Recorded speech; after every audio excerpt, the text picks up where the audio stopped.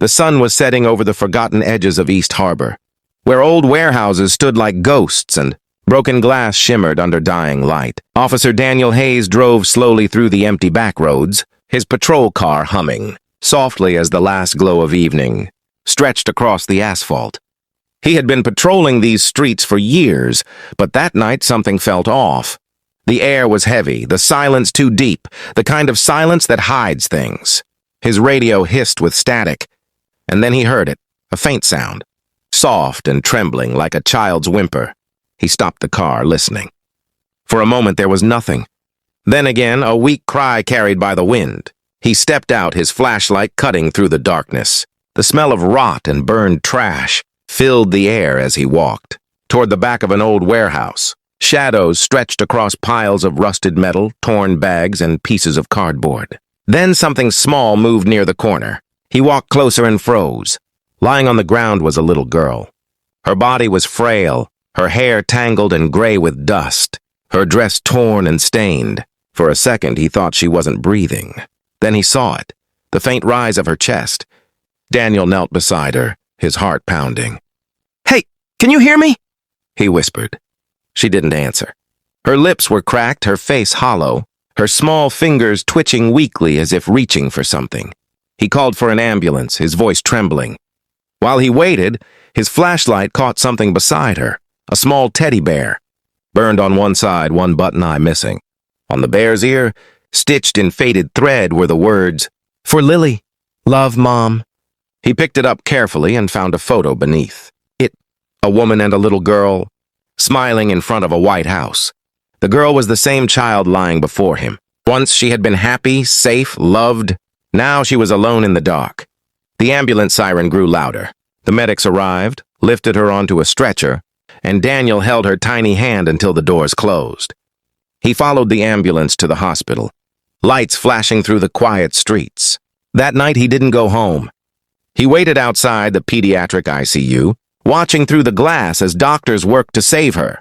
The nurse told him she was severely malnourished, dehydrated, and had likely been living on the streets for weeks. Daniel sat there for hours, unable to leave. He had seen crime and pain before, but this was different. This was innocence left to die. Days passed. The girl survived, but she spoke little. Her name was Lily Carter, a missing child case from 2 years ago. She had vanished after her mother, Grace Carter, was last seen escaping an abusive relationship. Both had disappeared without a trace. Until now, Daniel visited every day. Sometimes she slept. Sometimes she watched him silently with wide, frightened eyes. He brought her small gifts, a new blanket, a soft bear, coloring books. Slowly she began to heal. Once she smiled faintly when he walked in, and that tiny smile felt like sunlight after endless rain. One afternoon, while Daniel was reviewing old case files, his phone rang. A shelter worker reported a woman found wandering near the riverbank, thin, bruised, confused, and mumbling about a fire and a daughter she had lost. Daniel's heart skipped a beat. He drove there immediately. When he entered the shelter, he saw her, a woman sitting in a corner wrapped in a blanket, her face pale, her eyes distant. "Grace Carter?" he asked softly. She looked up, startled, her lips trembling. "Who are you?" she whispered. Daniel knelt before her and held out the photo he had found beside Lily, her. Hands began to shake. She stared at the photo for a long second before tears blurred her vision. "She's alive?" she cried, her voice cracking. Daniel nodded slowly. Grace's body trembled as she pressed the photo to her chest, breaking down in sobs. "My baby's alive," she whispered over and over, her voice filled with disbelief and relief all at once. Daniel stayed with her, calming her, promising she would see her daughter again. That night, he arranged her visit to the hospital. Grace could barely walk, her legs weak, her heart racing. Daniel guided her to the door of Lily's room. Inside, the little girl sat upright, drawing quietly. Grace froze, her breath catching. For a moment, neither moved. Then Lily looked up, her small hand stopping mid-air. Her eyes widened. She whispered, "Mommy?" Grace's knees gave way as she rushed forward, falling beside the bed, holding her daughter tightly. They clung to each other, both crying, both shaking, both finally whole again. Nurses turned away, tears filling their eyes. Daniel stepped back, his own throat tight, his vision blurring. He had seen darkness all his life, but this was light. Days turned into weeks.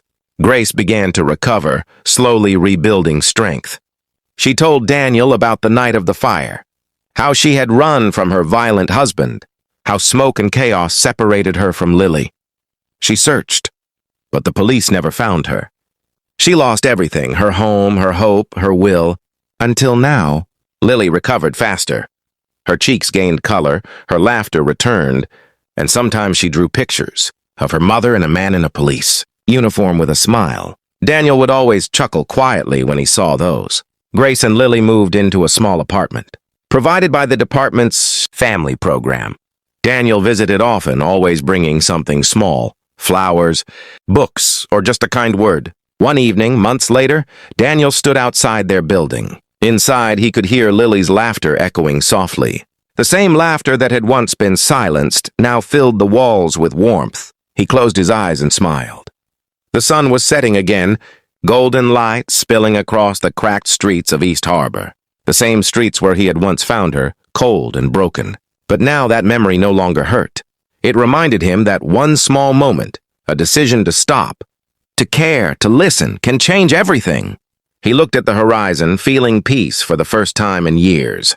In a world filled with cruelty and noise, a single act of compassion had brought two lost souls back to life.